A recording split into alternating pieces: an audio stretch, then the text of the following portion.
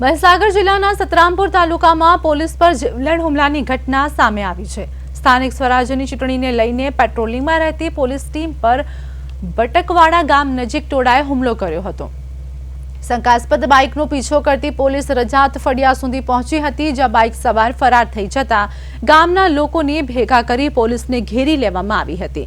દિલીપ અલ્પેશ અને લાલસિંહ સહિત 15 થી 20 લોકોના ટોળાએ લાકડી અને કુહાડી વડે પોલીસ કર્મીઓ પર હુમલો કર્યો હતો અને જાનથી મારી નાખવાનો પ્રયાસ પણ કર્યો હતો। હુમલામાં અનેક પોલીસ કર્મીઓને ગંભીર ઇજાઓ પહોંચી હતી, જેમને સારવાર માટે હોસ્પિટલ ખાતે ખસેડાયા હતા। ઘટના બાદ પોલીસે વિવિધ કલમો હેઠળ ગુનો નોંધીને આરોપીઓને ઝડપી પાડવા સઘન તપાસ અભિયાન હાથ ધર્યું છે।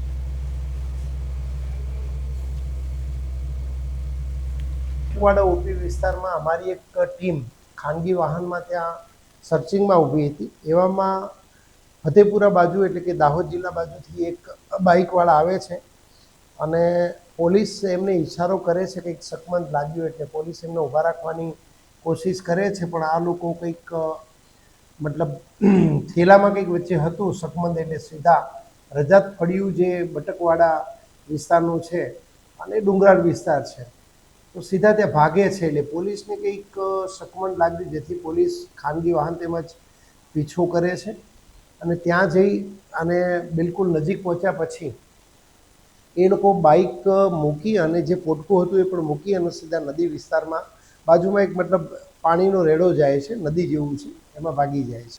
સીધે સીધું પોલીસને એમ જ કહે છે કે તમે અહીંયા આવ્યા કેમ, અમારા ઉપર કેમ તમે અહીંયા પાછળ આવો છો, અમારા બાઇક કેમ રોકો છો અને તમે અહીંયા આવી ન શકો, એમ કરી આ પોલીસને મારી નાખો એમ કરી સીધા જે અમારા હાલમાં જે દિનેશભાઈની અસર છે એના ઉપર હુમલો કરી મારી નાખવા માટે ગળું દબાવી અને એમને મારવાની કોશિશ કરી।